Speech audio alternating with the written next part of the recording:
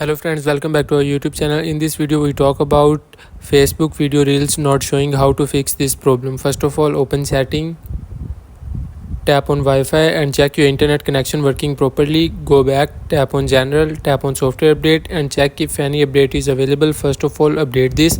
After this, scroll down, tap on date and time and turn on this. After this, tap on VPN and device management and check if any VPN is connected. Turn off VPN. After this, open App Store and search here Facebook.